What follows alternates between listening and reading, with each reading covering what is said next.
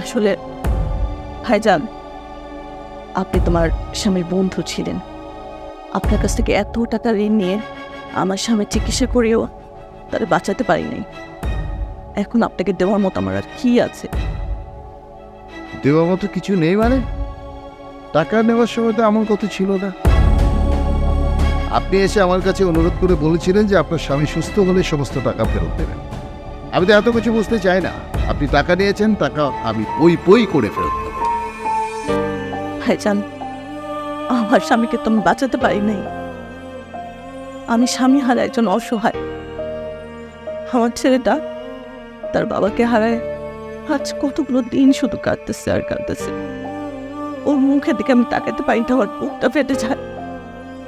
আর এই অবস্থায় আপনি জরুরি তলব করছেন। থামুন! আমি এত মায়া কান্নার কাহিনী শুনতে চাই না। আপনি আমার টাকা নিয়েছেন, টাকা ফেরত দেবেন। আবার এত কিছু শোনার টাইম নাই।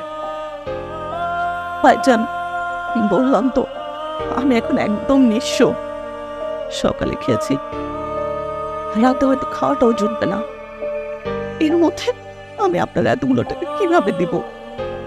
আচ্ছা, টাকা যখন ফেরত দিতে পারবেন না তখন এতগুলো টাকা নিয়েছিলেন কেন? আমি তো আপনাকে জোর করে টাকা দিইনি। আমার স্বামীকে বাঁচানোর জন্য, ওই মানুষটার জীবনটা বাঁচানোর জন্য আমি এতগুলো টাকা ঋণ করছিলাম। এতে আমার কি দোষ? তাহলে আপনাকে টাকা ধার দিয়ে আমি দোষে পড়ে গেছি, তাই না? তাহলে মনে হয় দোষটা আমার ছিল। না না ভাইজান, আপনার দোষ কেন হবে? বলছিলাম কি, আমার ছেলেটা তো লেখাপড়া করতেছে, ও একটা ভালো চাকরি পেলেন। আর কথা দিতেছি আপনার সব টাকা আমি আস্তে আস্তে শোধ করে দেব। এতগুলো টাকা আপনার ছেলে কোনোদিনও পরিশোধ করতে পারবে না। আচ্ছা, আপনি এক কাজ করুন, আপনি টাকার বিনিময়ে আপনার ছেলেকে আমাকে, নাহলে টাকা ছাড়া আপনি আপনাকে এখান থেকে যেতে। ভাইজান, আপনি এটা কি বলেন? আমি একজন স্বামী হারা নারী। আমার ছেলেটাকে যদি আপনাকে আমি দিয়ে দিই, আমি কিভাবে বাঁচবো একবার চিন্তা করছেন? এত কিছু ভেবে দেখার সময় তো আমার কাছে নেই। আর আপনার এত বড় ছেলেকে আমি নিলেও তো আমার কাছে রাখতে পারবো না। সড়ক দুর্ঘটনায় আমার মেয়ে একটি হাত হারিয়েছে। ওই দুর্ঘটনায় ওর মাকেও হারিয়েছে। আমি চাই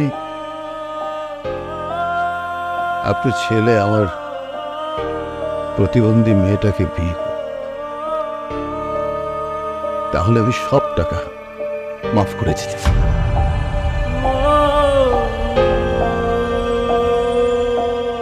কি হল? চুপ করে আছেন কেন? টাকাগুলো যখন আপনি নিয়েছেন, তো এর সমাধান তো আপনাকেই করতে হবে। আপনার ছেলেকে আমার মেয়ের সাথে বিয়ে দিয়ে আমার বাড়িতে ঘর জামাই হিসেবে রাখতে চাই। সো আপনার সামনে দুটো পথ খোলা আছে। আইদার আপনার ছেলেকে ছাড়তে হবে, না হলে টাকা ফেরত দিতে হবে।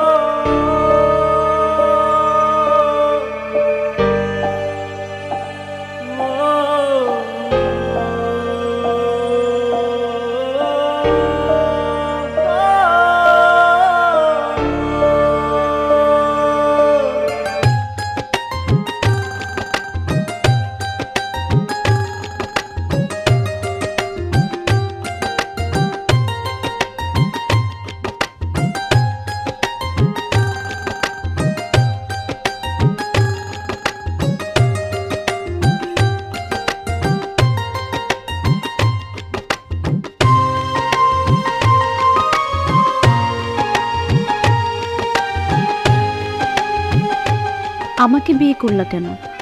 আমার তো একটা হাত নেই। মা বলেছে।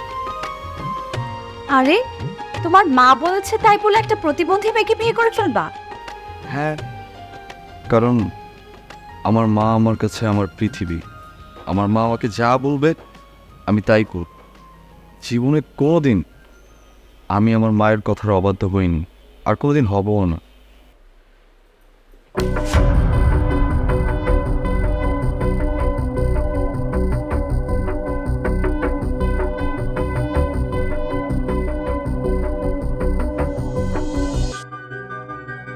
আজকের পর থেকে তোমাকে তোমার মার কথার অবাধ্য হতে হবে। আজকের পর থেকে তুমি শুধুমাত্র আমার কথা মতো চলাফেরা করবা। এইসব কি? আমার মা তো আমাকে বলছিল তোমার এক হাত নেই।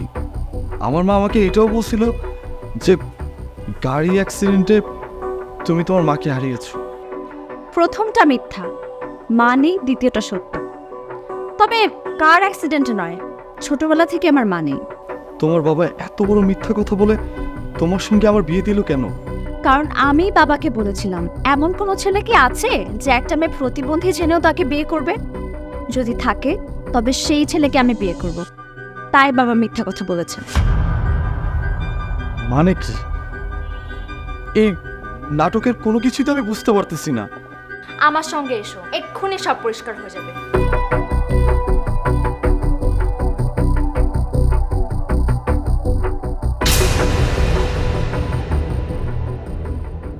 তুমি তোমার চ্যালেঞ্জে হেরে গেছো বাবা। ওর কাছে তোর ভালোবাসা ওর মাই, ওর পৃথিবী ওর মাই। ও তোর মার কথাতে আমাকে বিয়ে করেছে, নয়তো আমার হাত নেই জেনেও কখনোই আমাকে বিয়ে করতো না। এরপরেও কি তুই ছেলেদেরকে বিশ্বাস করিস না? এসব কি হচ্ছে?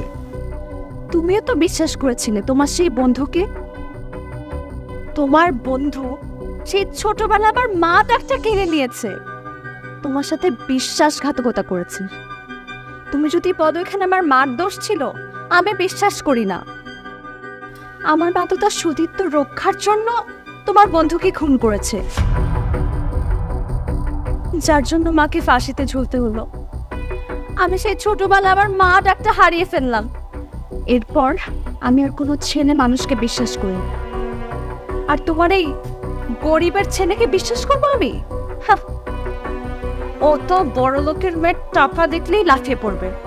একটা দুর্ঘটনার কারণে সারা জীবন একাকিত্ব জীবন নিয়ে তিল করে একটা মেয়ে শেষ হয়ে যাবে, এটা পৃথিবীর কোনো বাবা মেনে নিতে পারেন। আমি তো তোর শর্ত মেনে নিয়েছি, তোর শর্ত মেনে আমি তো তোর শর্ত মোতাবেক ছেলে এনে দিয়েছি। না বাবা, আমার বিয়ে শর্ত ছিল যে ছেলেটা আমার হাত নিয়ে জেনেও আমাকে জীবনের থেকেও বেশি ভালোবাসবে, আমার সাথে সবসময় থাকবে। কিন্তু ও তো পাঁচশোর রাতে আমাকে বলে দিয়েছে ওর মার কথাতে আমাকে বিয়ে করেছে, ও তো আমাকে ভালোবাসে না। আমি আসলে জানতাম না যে আপনার মেয়ের জীবনে এত কিছু ঘটে গেছে। আমি এখন জানলাম, আর এটাও জানলাম পুরুষদের প্রতি তার কত ঘৃণা। তুমি কোনো কথা বলবা না। বিয়ে যখন একবার হয়ে গেছে না, তোমাকে তো আর আমি ছাড়বো না। আসো।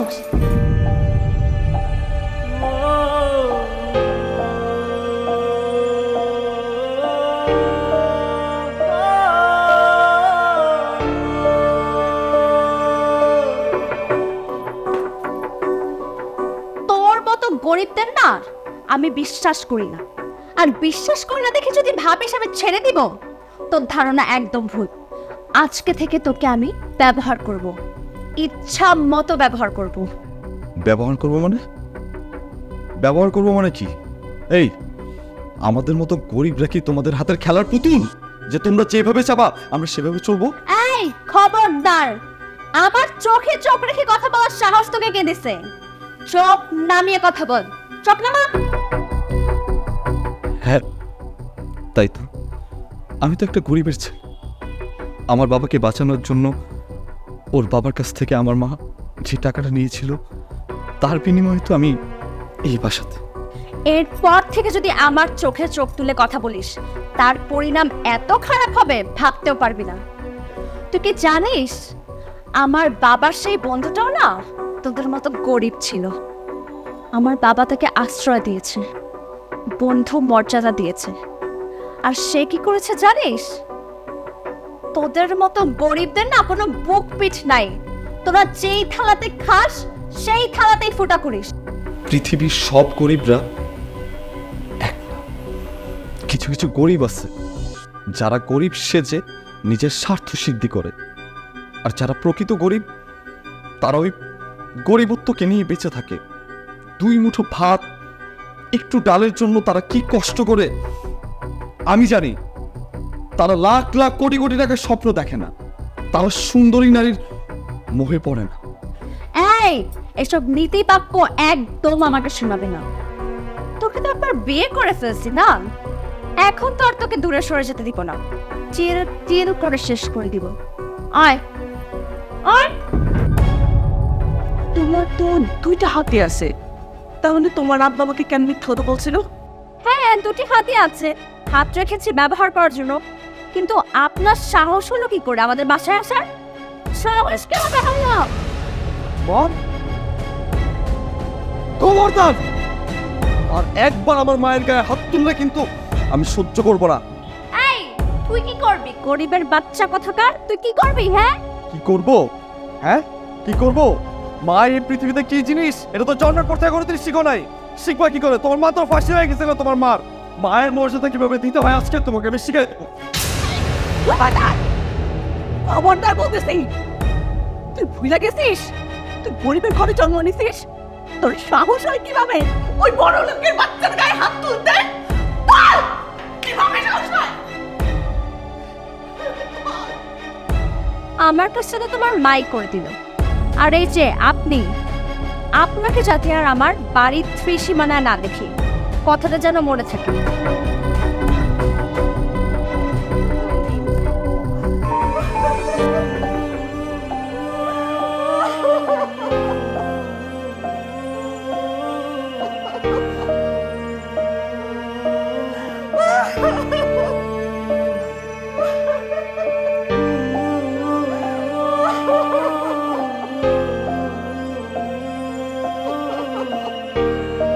এত বড় ভুলটা তুমি কেমনে করলে?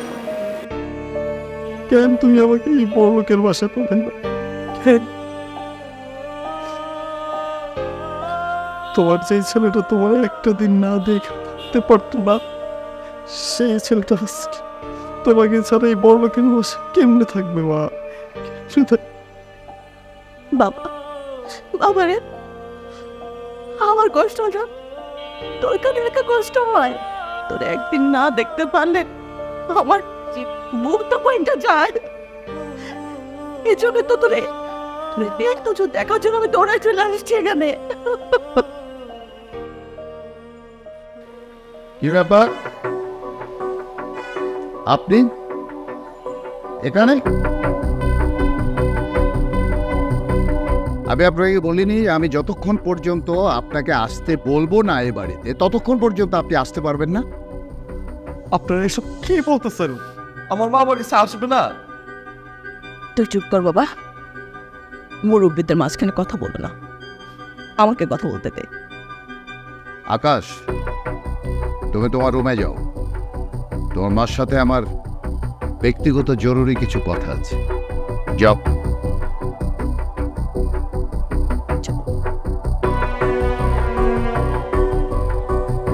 বসেন।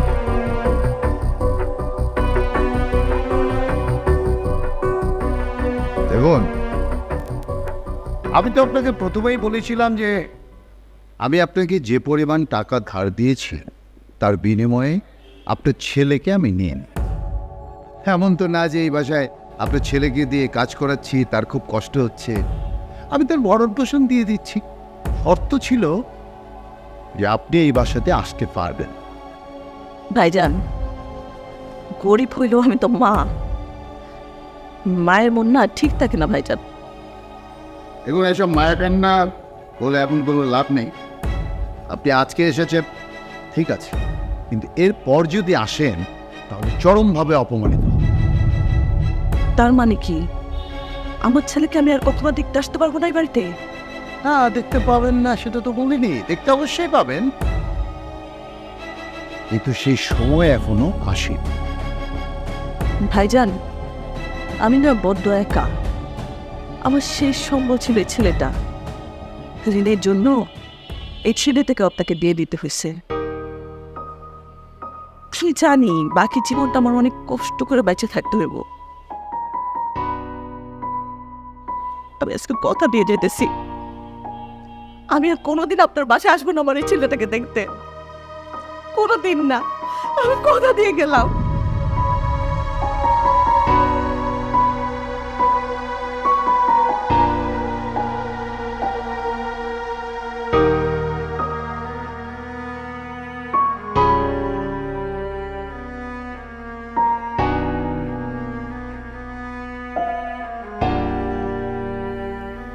কি ব্যাপার আকাশ, তুই প্লেটে সাদা ভাত নিয়ে নাড়াচাড়া করছো আর কাঁপছ?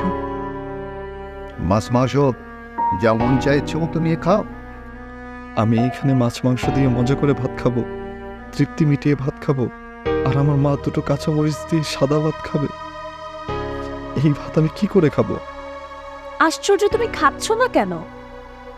আরে বাবা, এই বাসায় খাওয়ার কোনো বিধি নিষেধ নেই। তোমার যা মন চাবে তুমি তাই খাবা, কোনো বাধা নেই। তুমি তো আগে গরিব ছিলে, এখন বড়লোকের বাড়ির জামাই হয়েছে, তো শরীর স্বাস্থ্য ভালো রাখার জন্য খেতে তো হবেই। পরিবর্তন আসবে কি করে না খেলে? খাও, বেশি করে খাও, ভালো ভালো রান্না মতির মায়ের খাও। হ্যাঁ তাই তো, আমি তো একটা গরিবের ছেলে। আমার বাবাকে বাঁচানোর জন্য ওর বাবার কাছ থেকে আমার মাঝে টাকা নিয়েছিল, তার বিনিময়ে তো আমি এই বাসাতে।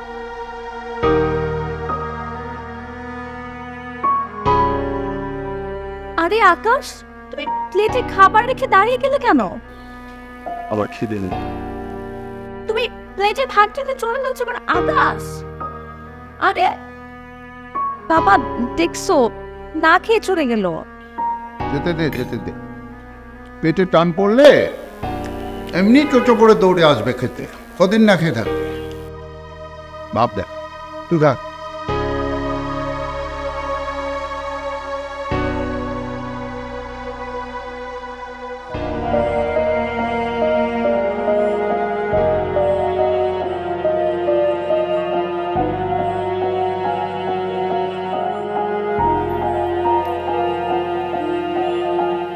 ডাইনিং টেবিলে খাবারের প্লেট রেখে এসে তুমি এইখানে বসে কাঁদতেছো কেন? সকালে আমাকে মারতে পারোনি তাই? তাহলে আমি ডাইনিং টেবিলে বসে আমি কিভাবে খাবো? এই মাছ মাংস দিয়ে এগুলো আমার ভিতরে যাবে?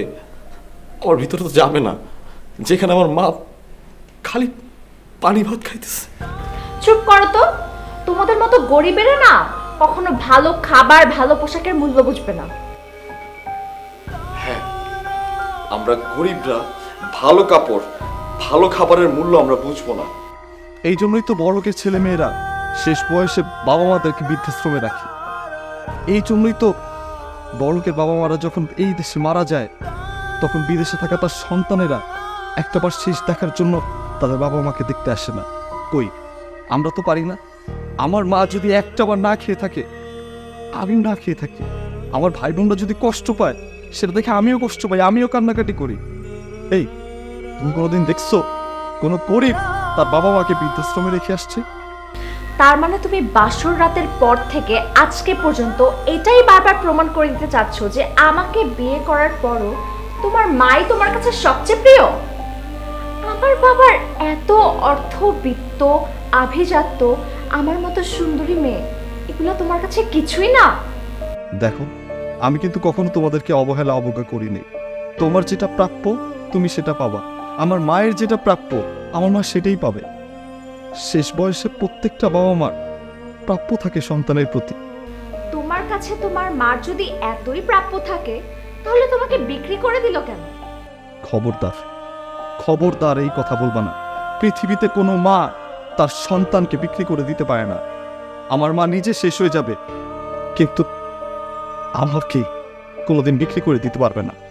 তাহলে ঋণের টাকার বিনিময়ে আমাকে বিয়ে কেন করেছিল? তাহলে কি ধরে নিব সেটা যৌতুক ছিল? গরিবরা না খেয়ে থাকতে পারে, কিন্তু ঋণের বোঝা কাঁধে নিয়ে থাকতে পারে না, চলতে পারে না।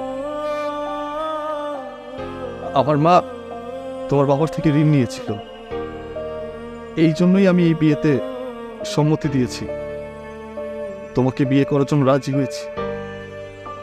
কিন্তু সত্যি হলেও তোমার বাবা আমার বাবার চিকিৎসার জন্য আমাদেরকে টাকাগুলো দিয়েছে।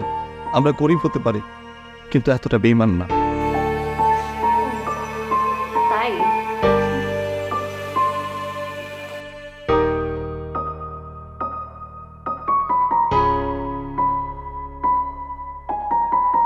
আকাশ,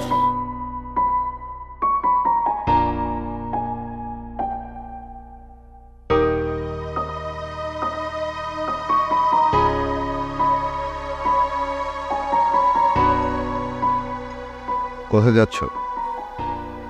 বাবা, মায়ের কথা খুব মনে পড়ছে। অনেক দিন হলো মায়ের মুখটা দেখি না, তাই মায়ের সাথে দেখা করতে যাচ্ছি। মায়ের সাথে দেখা করতে যাচ্ছ? ঠিক আছে, আমি বাধা দেব না। মায়ের সন্তান, মার সাথে দেখা করার অধিকার তো আছে। কিন্তু এই বিষয়টি আমার মেয়ে যেন ঘূর্ণাক্ষরও জানতে না পারে। আমার মায়ের প্রতি আপনার মেয়ের এত কিসের ক্ষোভ, কিসের এত ঘৃণা? তোমার মায়ের মতো একজন অসহায় গরিব মহিলা আমার বাসায় কাজ করত। অঞ্জনার মায়ের কথা নিশ্চয়ই সব মনে আছে তোমার। অঞ্জনার মায়ের খুনের মামলার প্রধান সাক্ষী ছিল ওই মহিলা। তার সাক্ষীতেই অঞ্জনার মায়ের ফাঁসি হয়ে যায়। তারপর বুঝতেই পারছো। হ্যাঁ, বুঝতে পেরেছি। আসলে অঞ্জনার এইটুকু জীবনে অঞ্জনা অনেক কষ্ট পেয়েছে, আর সেই কষ্ট থেকেই অঞ্জনার মনে ঘৃণার জন্ম দিয়েছে। আর এই ঘৃণাগুলো গরিব অসহায় মানুষের প্রতি, বিশ্বাস মানবতার প্রতি। আসলে আমার মেয়েটা হঠাৎ করে ওর মাকে হারিয়ে স্বাভাবিক জীবন হারিয়ে ফেলে। তারপর অনেক কষ্ট করে আমার মেয়েটাকে আমি এতদূর এনেছি। তুমি বা তোমার মা যদি ভেবে থাকো যে তোমার বাবাকে টাকা দেওয়ার বিনিময়ে তোমাকে কিনে নিয়েছি বা তোমার সঙ্গে আমার মেয়েটাকে বিয়ে দিয়েছি, তাহলে সেটা ভুল ধারণা করা। আমি শুধু চেয়েছি যে তোমার মতো একজন গরিব ছেলে এসে আমার মেয়ের মনের সব ভুল ধারণাগুলো ভেঙে দেবে, আর আমার মেয়ের মনে যে প্রতিহিংসার জন্ম নিয়েছে সেটাকে বিনষ্ট করে। সরি বাবা, আসলে অনেক প্রতিহিংসার পিছনে যে অনেক রহস্য থাকে এটা আমার কখনো জানা ছিল না। আমি আমার মায়ের সাথে দেখা করে আমি ফিরে আসতেছি বাবা। আর আমি আপনাকে কথা দিলাম, অঞ্জনার মনের ভিতরে যত ধরনের প্রতিহিংসা আছে, যে অমূলক চিন্তাধারা আছে, সব আমি ওর মন থেকে দূর করে দিব বাবা, সব দিন করে দিব। আমি আসি বাবা। আচ্ছা,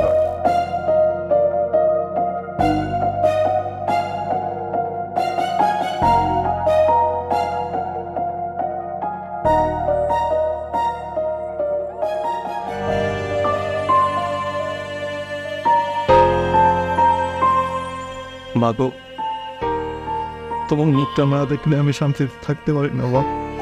তোমার সাথে থাকলে আমার খুব কষ্ট হইতেছে। এই খোকা, এই কাঁদবি না, তুই বড় হয়েছিস না। এইভাবেই মাকে ছাড়া সারা জীবন থাকতে হবে। মায়ের আচরের তোরে থাকতে তো চলবে বাবা, চলবে। না মা, না, এসব কথা তুমি মুখে বললো না। আমার মতো গরিব ছেলের সবচেয়ে বড় সম্পদ হইতেছে না। আমার মতো গরিব ছেলে সাফল্যের হইতেছে মা। মা, তোমার পর করে আমি কিভাবে থাকবো মা? তুমি বলো কিভাবে থাকবো? আমি জানি রে বাবা, আমি জানি, কিন্তু আমি ওই বাড়িতে তোরে দেখতে যেতে পারবো না, পারবো না। তুই সারা জীবন বুকের কষ্ট মুখে নিয়ে আমার কাটাইতে। মা, এই কষ্ট বেশি দিন তোমার করতে হবে না মা। আমি বলতেছি বেশি দিন তোমার কষ্ট করতে হবে না। তুমি দেখো, তুমি ওই বাসায় যেতে পারবা। আমি নিজে তোমার ছেলে হয়ে তোমার ওই অধিকার আমি ওই বাসার মধ্যে প্রতিষ্ঠিত করবো। দেখ বেশি দিন না।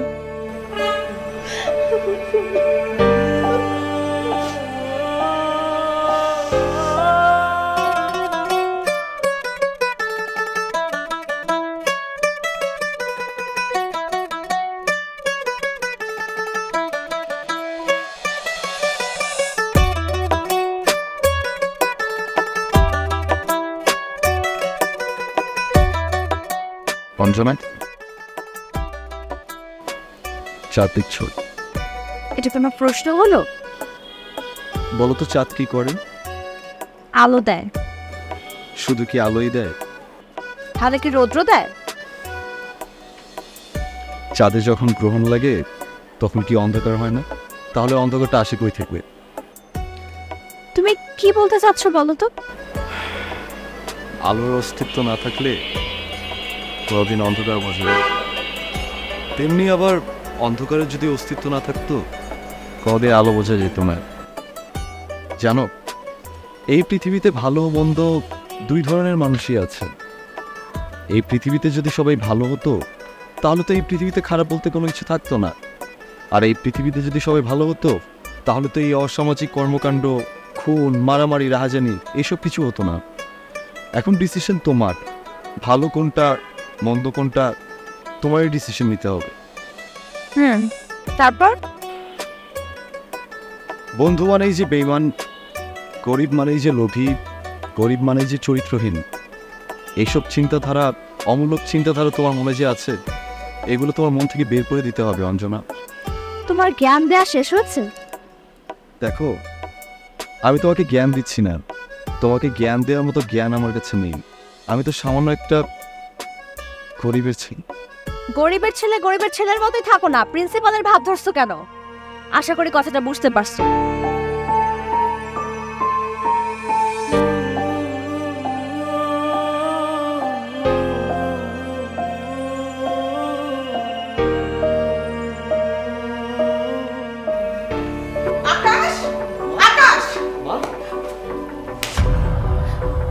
তোকে আমার ছেলে হিসেবে পরিচয় দিতে ঘৃণা হচ্ছে।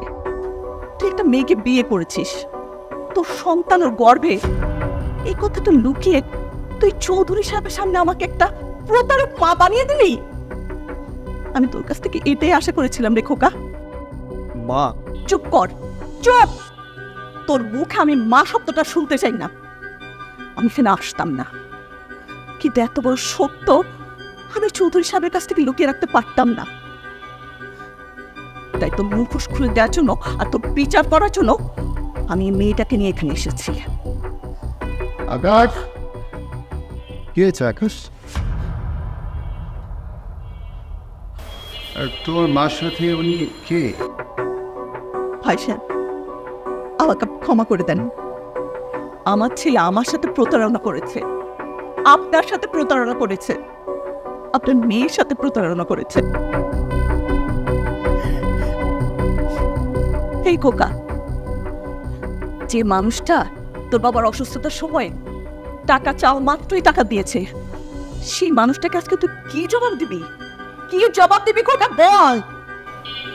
আপনি থামা, আমি সব শুনছি, কিন্তু এইখানে এইসব ব্যাপারে কথাটা বলা বোধহয় ঠিক হবে না। আমার মেয়েটা যে কোনো সময় চলে আসতে পারে। আপনারা বলেন, আবার সরে আসুন, আসুন আসুন।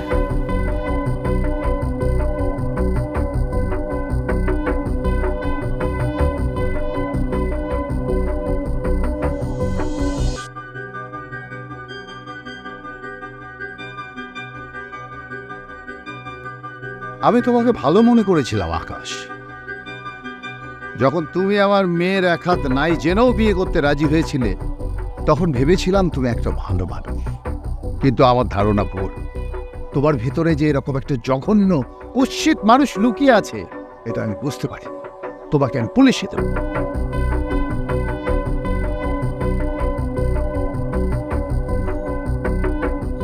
কিরে তন্নি, তুই এখানে কেন?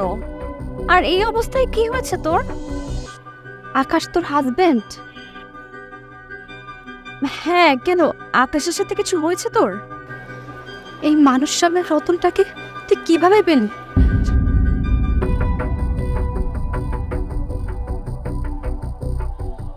তন্নি, যার সন্তান তোমার গর্ভে, যে এই কথাটা গোপন রেখেও আরেকটা বিয়ে করেছে, তাকে তুমি বলছো মানুষ রূপে রতন? হ্যাঁ, একটা অনাগত বাচ্চাকে তৃপ্তি পরিচয় দেওয়ার জন্য একজন ভালো বন্ধুকে আত্মহত্যার হাত থেকে বাঁচানোর জন্য তার ফ্যামিলির কাছে গিয়ে যে অন্য পাপের বোঝা নিজের কাঁধে নেয়, সে তো মানুষ রতন। আপনারা তাকে চিনতে ভুল করেছেন। তার মানে আকাশের সাথে তোমার বিয়ে হয়নি? তোমার গর্ভের সন্তান আকাশের না? না, নিজেকে বাঁচানোর জন্য, নিজেকে সমাজের মানুষের কাছ থেকে বাঁচানোর জন্য আমি কিভাবে একজন নিরপরাধ ছেলেকে ফাঁসিয়ে দেব? এটা একটা অমানুষের কাজ। একটা বড় লোকের ছেলে আমার ইচ্ছার বিরুদ্ধে গিয়ে আমাকে জোরপূর্বক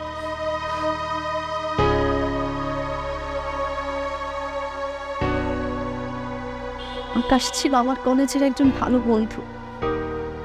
আমি যখন গর্ভের সন্তান ছিলাম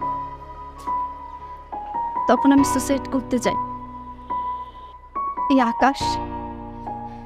এই আকাশ আমার ফ্যামিলির কাছে গিয়ে এই অনাগত সন্তানের পিতৃ পরিচয় দেয়।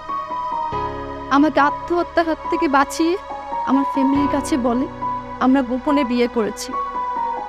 কিছুদিন হলো আকাশ আর যায় না, তাই তো আমি ফ্যামিলির চাপে পড়ে আকাশকে খুঁজতে আকাশদের বাড়ি খুঁজে বের করেছি। আকাশ, তুমি গত রাতে আমাকে যে কথাগুলো বলেছিলে সবই বাস্তবমুখী কথা বলেছিলে। আমার সব ভুল ধারণা আজকে তুমি ভেঙে দিয়েছিলে। গরিব বলে যে সে খারাপ, চরিত্রহীন, আমার এমন ধারণা সম্পূর্ণ ভুল ছিল। তুমি আমাকে ক্ষমা করে দিও আকাশ। তোমার মতো এমন একজন মানুষ রতন পেয়েছি আমি জীবনে, এই জন্য আমি ধন্য। আকাশ, বাবা আমার বিশ্বাস করে কতগুলো শোনার পর থেকে না আমার মাথা ঠিক ছিল না। আমি তোর গায়ে হাত তুলেছি। মা, আমাদের মতো গরিব ছেলেরা এমন একটা কাজ করতে পারবে এটা তুমি ভাবলে কি করে মা? এগুলো তোমার ওই মানুষরূপী অমানুষের কাজ, যারা এগুলা কাজ করে রেখে চলে গেছে। আর সেইগুলা আমাদের মতো গরিবরা কাঁধে তুলে নিয়েছে কেন জানো মা? এই নষ্ট সমাজটাকে পরিষ্কার করার জন্য। মা, তোমার ছেলে হয়ে আমি এরকম একটা কাজ করবো এটা তুমি ভাবলে কি করে? হ্যাঁ, আমরা গরিব হতে পারি, কিন্তু আমরা সম্মান মর্যাদা নিয়ে বেঁচে থাকতে চাই, আর কিচ্ছু না। ভাবি সাহেব, আপনার সততার মাহাত্ম্য আমাকে মুগ্ধ করেছে। অন্য কোনো মা হলে এই সত্য গোপন রেখে দিত। এত বড় লোকের বাড়িতে আপনার ছেলের বিয়ে হয়েছে, এই সত্যটা প্রকাশ পেলে আপনার ছেলের বিপদ হতে পারত, কিন্তু আপনি মহত্বের পরিচয় দিয়েছেন। এজন্য আপনার মতো মায়েদের কি সেলুট। আজ থেকে আপনি এবং আপনার ছেলে দুজনেই এই বাসাতেই থাকবেন। সত্যি? চলুন, আসুন আসুন। আকাশ, আমি তোমাকে বলছি, তোমার ব্যাপারটা আমাদের মধ্যে সীমাবদ্ধ থাকবে। তুমি ওর ফ্যামিলিতে হাজব্যান্ড হিসেবে পরিচয় দিবে, যতদিন না ওর বাচ্চাটা পৃথিবীর আলো দেখছে। আকাশ, তোমার মতো মানুষ হয়, তুমি আমার অন্ধকার জীবনে একটা আলোর পথ এনে দিয়েছ। তুমি আমার জীবনে আগে কেন আসোনি? তোমার মতো একটা মানুষ আমি জীবনে চেয়েছিলাম। I love you.